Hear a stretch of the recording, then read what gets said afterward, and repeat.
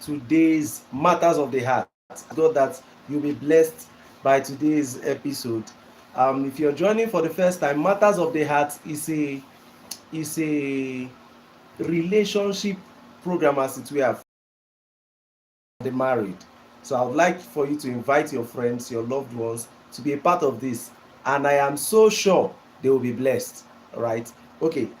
If you've missed out on the previous episodes, please go back on our YouTube channel, the live section, and then just back 2, 3, 4 Saturdays ago. You'll be amazed at what we've discussed so far. Today we have an interesting topic we'll be discussing, and it is friend zone. Friend zone. I'm sure you've heard of this friend zone thing amongst people that are dating, especially young people. So what is a friend zone? Let's start with that. A friend zone is a situation in which one between two friends is romantically attracted to the other, but the other is not. So there are two people who are friends. One is romantically attracted to the other person, but the other person is not reciprocally romantically attracted to this other person. Do you get the point? So such situations can be awkward. It can really feel awkward for the person who is romantically attracted. Yes. So the question then is, as a Christian, is it wrong to friend zone someone? So before answering this question, before addressing this issue, let me make it clear, clarification of terms. If you want to write, for those who are in academics, if you want to write your master's thesis or your PhD, your master's dissertation rather, or your PhD thesis, there is a provision for conceptual clarification. All right. So let me do some bit of conceptual clarification. So the person that is romantically attracted to the other person who is not reciprocally romantically attracted to him or her is said to be the one that is friend zoned. So if A is romantically attracted to B, whereas B is not reciprocally romantically attracted to A, then it is said that B is friend zoning A. A is the one that is friend zoned. Do you understand? So the question is, as a Christian, is it wrong to friend zone someone? That's the question. Is it wrong not to be reciprocally romantically attracted to someone who is romantically attracted to you? Now, the answer is simple, no. And the simple reason for that answer is that you cannot date all your friends. So if we say it is wrong as a Christian to be romantically attracted to someone, if we say it is wrong for you as a Christian not to be reciprocally romantically attracted to someone that is romantically attracted to you, we are invariably saying that you should be romantically attracted to everyone who is romantically attracted to you. That way there will be chaos, there will be promiscuity, everybody will be dating everybody, everybody will be marrying everybody. How many people will you marry? You can only marry one person. So there is nothing wrong if you are not reciprocally romantically attracted to someone who is romantically attracted to you, to a friend who is romantically attracted to you. There's nothing wrong as a Christian if you don't reciprocate that romantic attraction. As a matter of fact, talking about reciprocating it, sometimes these things are not things you intentionally, these feelings are not feelings that are intentionally triggered. They are not feelings that are intentionally turned on. Sometimes the feelings come on their own. It is now up to us to regulate them. So there's nothing like being wrong about not reciprocally being attracted to someone who is attracted to you. There's nothing wrong about friend zoning some other person. No, there's nothing wrong. There is a caveat though, but as we proceed we will get to that caveat, and when we get to that caveat we know that we've gotten to that caveat. So the next segment is friend zone and marriage. That's where we'll talk about that caveat, friend zone and marriage. So now you see the concept of friend zone is a concept that is about dating. Basically the idea of friend zone came up to be about dating, just dating. That's where the idea was conceived, or it's within that realm that idea was conceived, just dating. But now we are dating intelligently as wise people. In matters of the heart, we don't encourage aimless dating because you just want to date. Why will you date because you don't want to date, or because you just want to have fun? The highest fun you have is to have sex, and that's not a flex. Sex is not a flex. You should be dating intelligently with a view to marriage. As a matter of fact, if a Christian must date, then it should be with a view to marriage. Otherwise, we have no business dating. A man and a woman has no business really romantically being involved if it is not to set the pace for marriage. Okay, so friend zone and marriage. Now hear this: unless you are in a relationship of romantic attraction with someone who wants to and is serious about marrying you, the friend zone is the best place to pick a life partner. That may come across like a shocker. Unless you are in a relationship of romantic attraction with someone who wants to marry you and is serious about it, the best place to pick a life partner or to settle for a life partner is within the friend zone. Now that is the caveat I'm talking about. Remember, initially I said there's nothing wrong with friend zoning someone. Oh no, there's nothing wrong, because after all, you cannot date all your friends, you cannot marry all your friends. But then when it comes to marriage, as you mature to the age or stage of marriage, if there's nobody you are romantically attracted to, the best place to pick your life partner from is from people you are friend zoned. Yes, those people who are your friends but you have not been romantically attracted to them all along, those are the best people to pick your friends from. It's just to make a choice of one of them and then invest yourself in that relationship. The romance very likely will pick up, and that settles everything. Yes, and that removes that person from the friend zone. Right? But the mistake a lot of believers make, or a lot of people make, is they are ripe for marriage.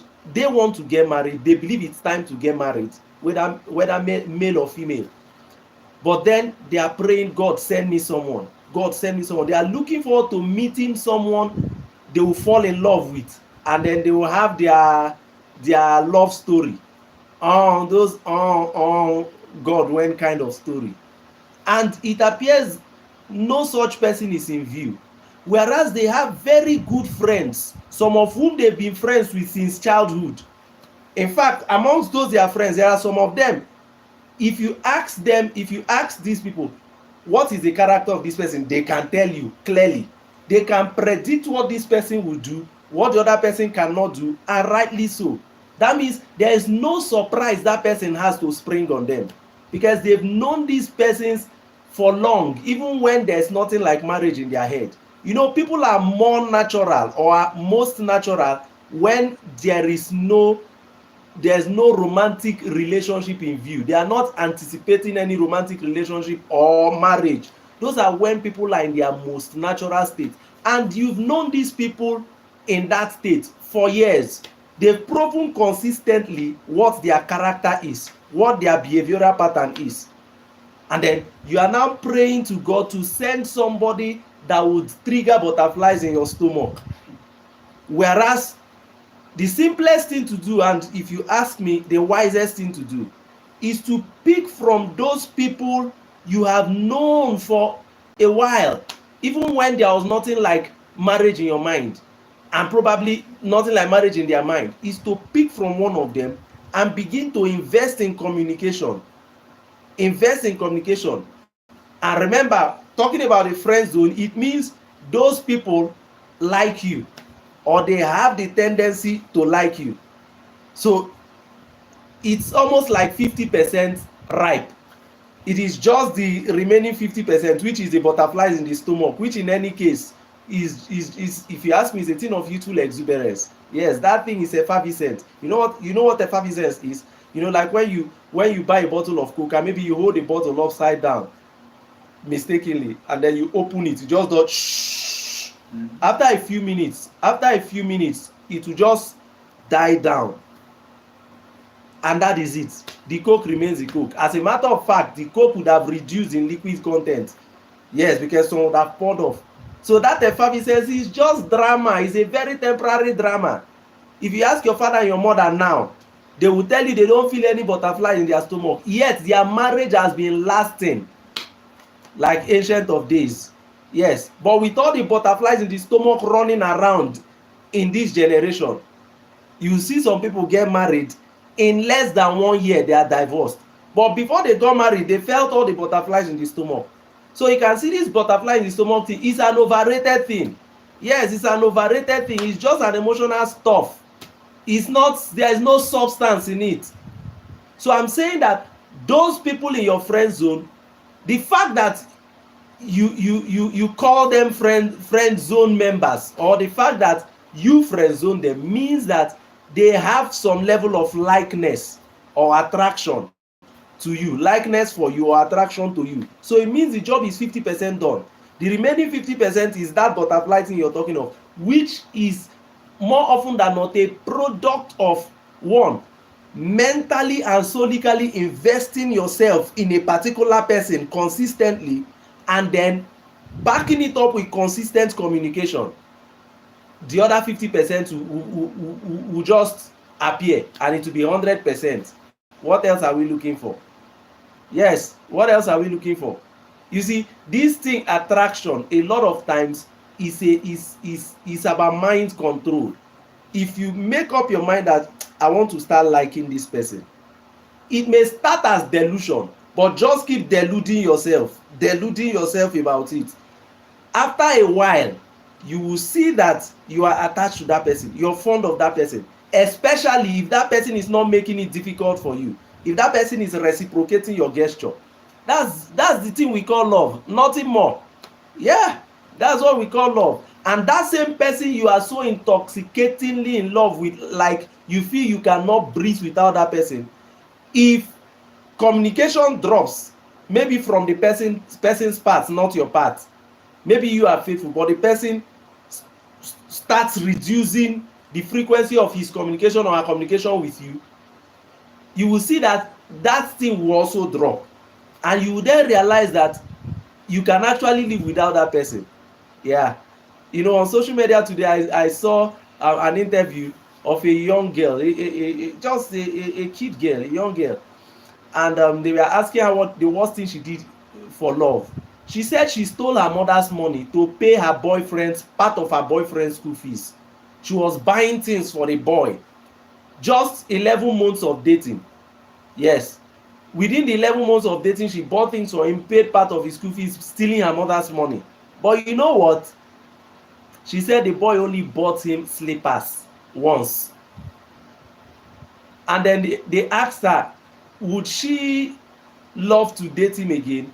She said wherever he is, that God will punish him. That's what she said. God will punish him wherever he is. But this was for you to have stolen money, for her to have stolen her mother's money to augment that guy's school fees. It means she felt, or she saw the guy as someone she cannot be without, someone she needs in her world, or someone she wants in her world, and probably someone she will spend the rest of her life with. But the same person now is asked, will she date the person again? She said wherever he is, that God should punish him, that she will never make that kind of mistake. So you can see that this attraction thing, this feeling thing, it can be built, it can be destroyed. Yes, it's just like business. If you keep investing in a business, the business stands the chance of growing. If you don't invest in the business will be dying. It's just like grass too. If you keep watering the grass, it will be flourishing, getting green. But if you start ignoring it, it will dry.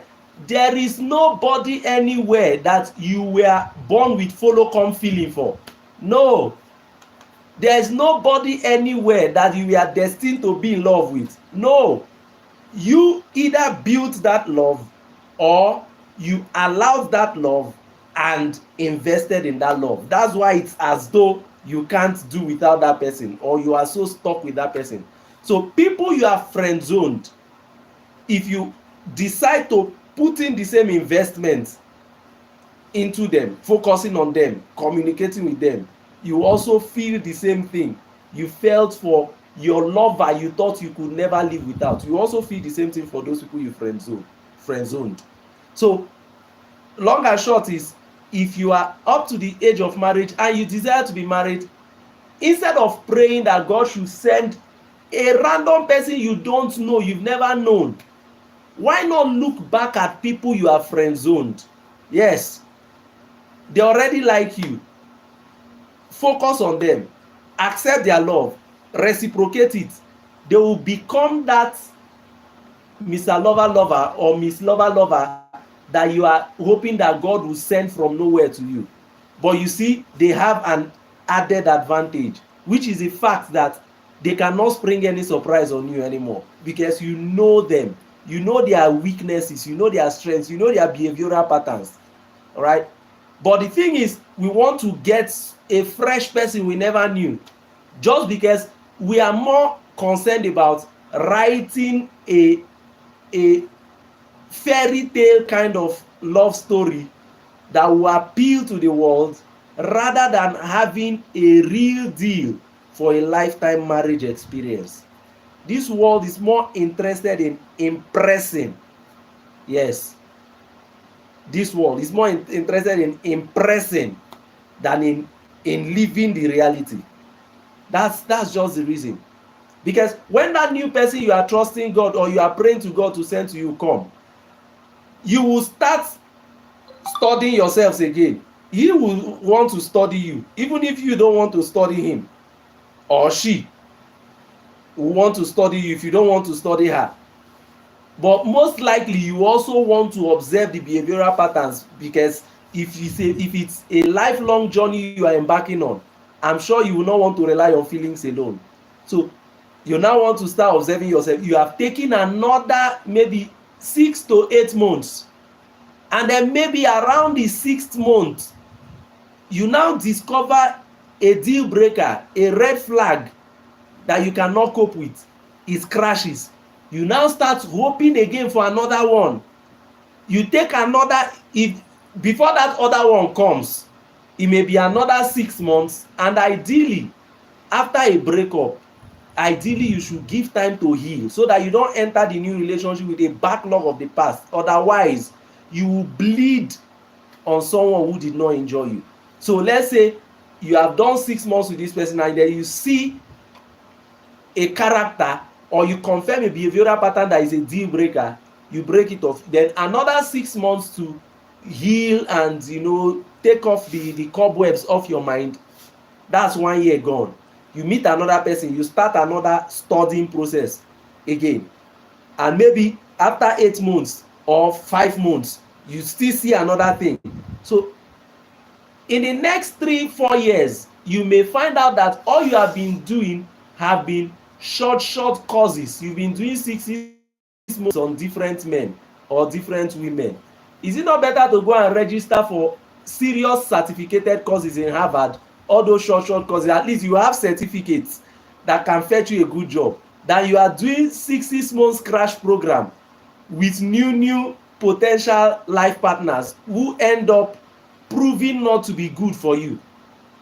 Is it not better you go to those ones that you have been so sure of from ages past, and then invest yourself in them, and the butterflies will come from wherever they are, fill your stomach, and that is it. In any event, as an aside, let me say this: what we call butterflies in the stomach, actually, it may just be dysentery. It may be dysentery worrying you. You may need to see a chemist, a doctor. Yes, when you see the person, you be shivering, you just freeze. Check, it may be asthma, really. Yes. So when people, it's one of the craziest things I've heard is people saying, especially ladies. You see, ladies a lot of times relate with their heart, not their head. ladies a lot of times relate with their heart and not their head. You fall in love with your heart, but you relate with your head. But ladies a lot of times relate with their heart. No, the heart is for falling in love, the head is for reasoning. All right, so a lot of times you hear some ladies say things like, he's my friend, I can't marry him. Why? He's my friend, we are friends. Are you kidding me right now? So if you cannot marry your friend, who will you marry? Is it your enemy you want to marry? And you know, sometimes you see this happens in church a lot. Let me mention in church because I'm a church boy. Okay, you see some sisters in church, there are brothers in church talking to them, giving them green light, making offers to them about marriage, and they are like, no, he's too spiritual, he's so. And my question every time I see that kind of thing is, if you don't marry from the church, is it a club boy you want to marry? So you go marry a club boy and you start trying to teach him the ways of God inside marriage. Someone that should be leading you, that should be your head and leading you. God, speaking about Abraham, said, I know Abraham because he will command his household. I know him to the point that I know that he will command his household to follow the way of God. So you now want to marry, you saw a good church boy. It's just that you feel that he doesn't have swag, he doesn't have Davido vibes. So you went for a club boy, and then you want the club boy to sing the songs of Zion in Babylon. He can't work now. He cannot work. When they told the Jews in captivity to sing the Lord's song, how can we sing the Lord's song in a strange land? Or work, Roy? It cannot work. You can have it. The problem is that a lot of times you want Nathaniel Bassey with a touch of Wizkid. Yes. You want Mercy Chinwo with a touch of Mary Dablish. How? No. Focus. Choose one.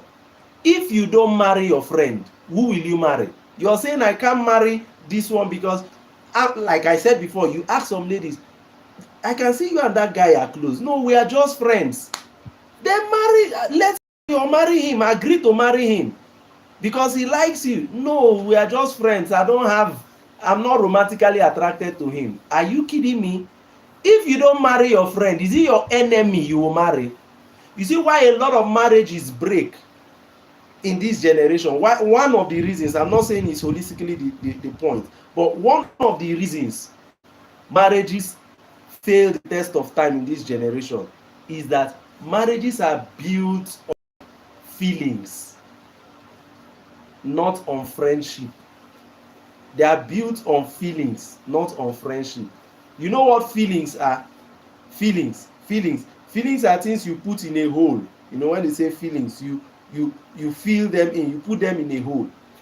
So when the feelings are gone, you see the holes there. But that's not how it should be.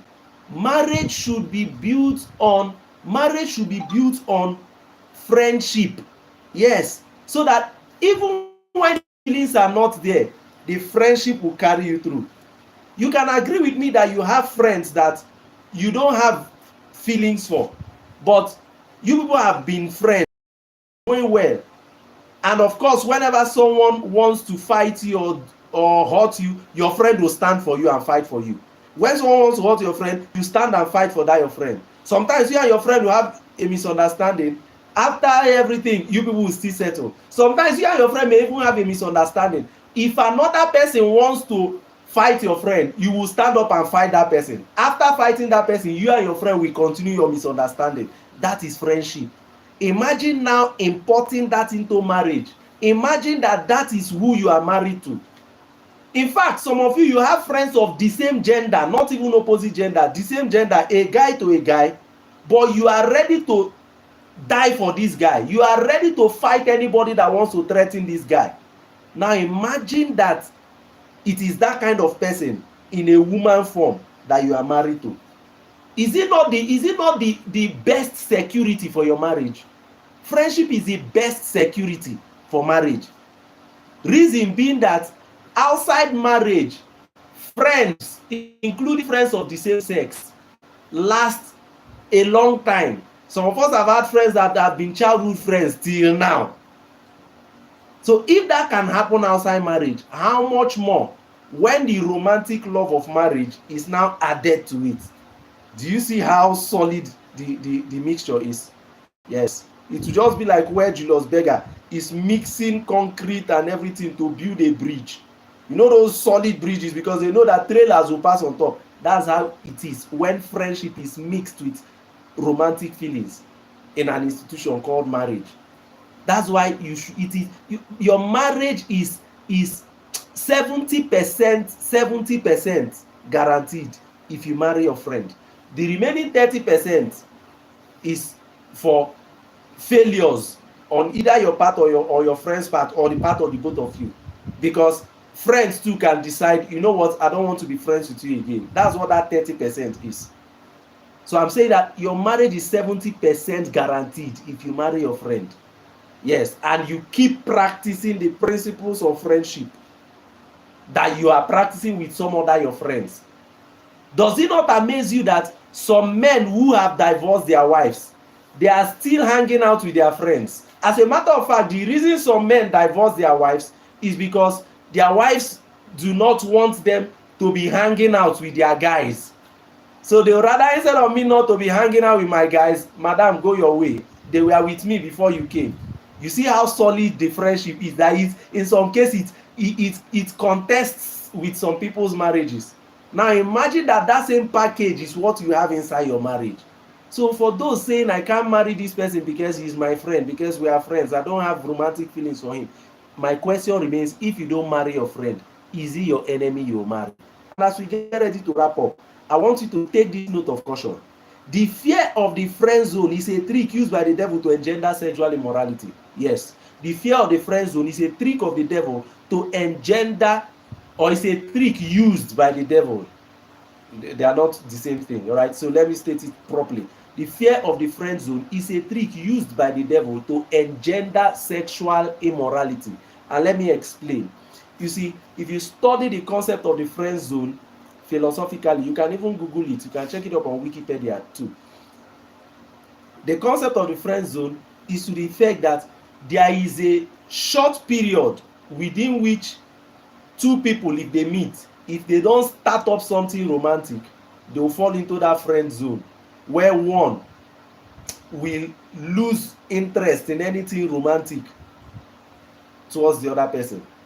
If they don't strike up something romantic within a short time, very short time, it will land in the friend zone. So because of that psychology, what a lot of guys do for fear of being friend zone, so that they will keep open their option with this girl, they will keep open their chances with this girl, in case tomorrow they decide that this is the one I want to settle with, after they've tested others. So what some friends do, immediately they meet what some people do, especially guys, immediately they meet a girl, they sleep with her first to preserve the friendship from entering the friend zone, because of that principle or that rule, that friend zone rule, that if that relationship, the romantic aspect of a relationship, is not tested in that friendship within a short time of meeting for the first time, it will completely evaporate. There will be no chances of such thing happening between them again. So some guys, as soon as they meet again, even when they have not even thought that she's the one they will marry, they've not even imagined her being the person they will marry, they sleep with her, do romantic stuff with her to preserve her as a possible option, knowing that after rigmaroling they can still come back to her. So you can see how the devil uses that concept of the friend zone to engender sexual immorality, because he teaches the people of the world that if you don't get sexual with this person within a short time, you will never have the chance of getting sexual with her. And if you get sexual with her the first time, at least the chances of Okafor's law working will be there. So someone may ask, what is Okafor's law? Stay tuned for next week. We'll discuss Okafor's law next week. All right. So I hope you're enjoying this. All right. So let's wrap it up now. And I'm wrapping it up with a note. Take note of what I want to say now. Technically speaking, for everyone, there is only one person you are expectedly not in the friend zone with. In other words, in good conscience, you are in the friend zone with everybody but one. That means that the friend zone ought not to be a bad place or a place to be scared of. You know, I just talked about the devil using that friend zone thing as a trick to engender sexual immorality, such that guys want to sleep with them as soon as they meet them, so that they will not fall into the friend zone with her in case they want to reason her in the future. Okay, but I'm saying that the truth is, for every one of us, in good conscience, or if things are done the way they ought to be, ideally there is only one person you are expectedly not in a friend zone with. There can only be one person you are expectedly not in a friend zone with. Let me explain. As a Christian, you can only marry one person, right? Or you are expected to marry only one person as a Christian. Yes. As in good conscience, even, you are supposed to be committed to just one person. So if you're committed to one person, it means it is only that person that you are reciprocally romantically attracted to, or mutually romantically attracted to. The meaning is that you shut down your walls of romance. I mean, you shut your doors of romance towards every other person, including people who are your friends, close friends. But as far as romance is concerned, you shut your doors. So that means that they are all in the friend zone with you, except for that one person you are committed to. So I'm saying that in good conscience, if things are done the way they ought to be, it means everybody is in a friend zone with everybody except with one person, which is the person he or she is committed to. So if that is a truism, then it means that the friend zone is not something to be scared of. There is no point rushing a girl you meet to sleep with her to preserve the friendship from entering the friend zone, because in the first place, can you sleep with everybody? No matter how wild you are, can you sleep with all your friends, all your acquaintances? You can't sleep with all of them.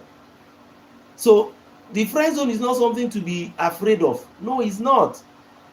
Because if you are sane and the society is sane, everybody is in the friend zone with everybody except one person.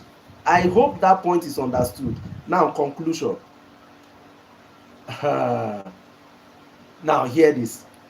I am not romantically attracted to you does not and should not necessarily mean that I cannot marry you. The fact that I am not romantically attracted to you does not and should not necessarily mean that I cannot marry you. And let me explain.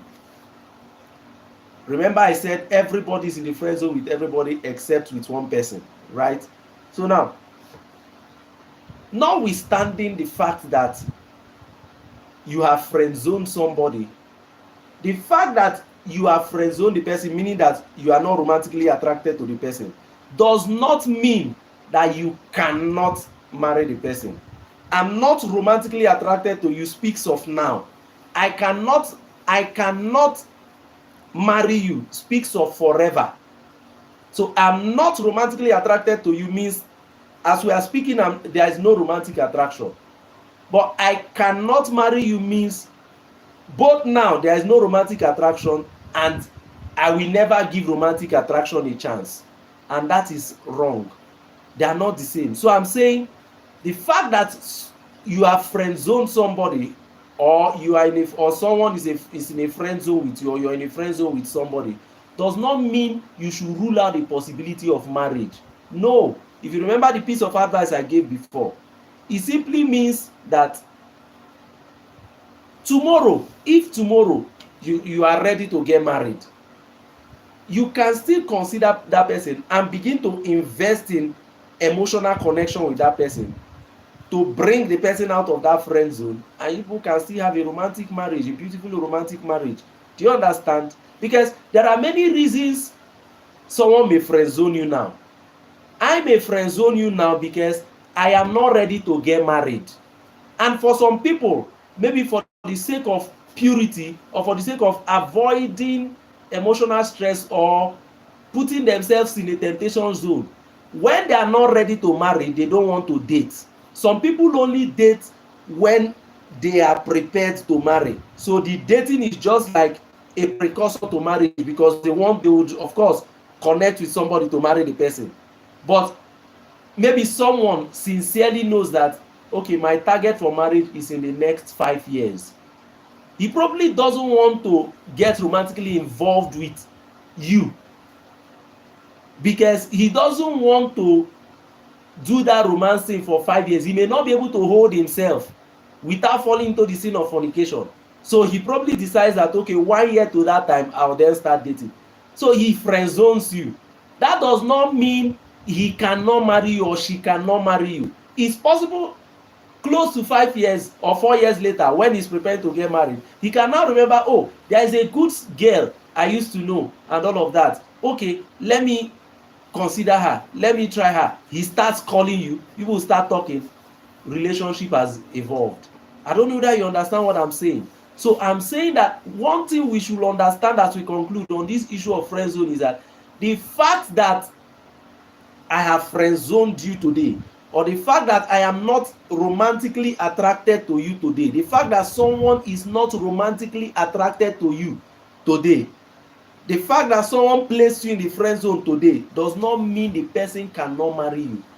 And you on your part, the fact that you have placed someone in the friend zone today does not mean you should rule out the possibility of ever marrying that person.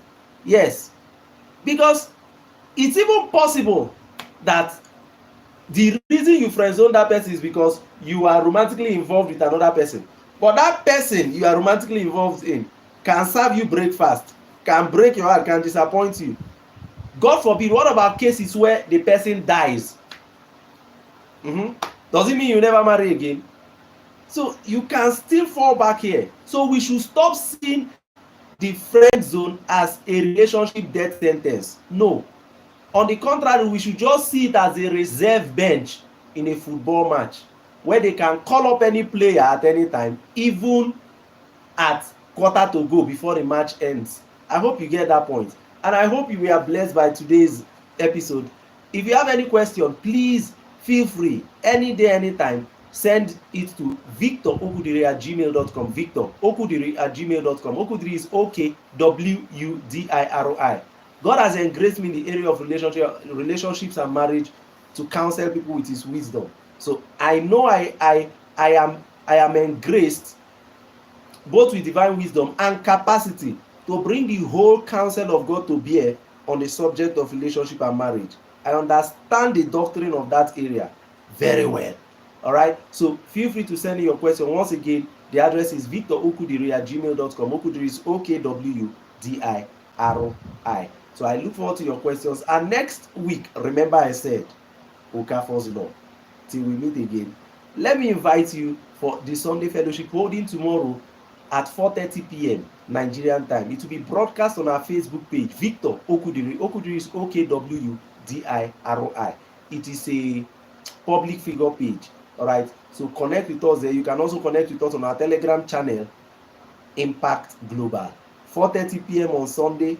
We'll be dealing Super Sunday tomorrow, but we'll be dealing with part 7 of our Break Forth series. You don't want to miss it. I am blessed with the word, and the word is like water in my mouth. It will splash all around tomorrow, and I look forward to seeing you. Until I come your way tomorrow, 4:30 p.m. Nigerian time. Peace out.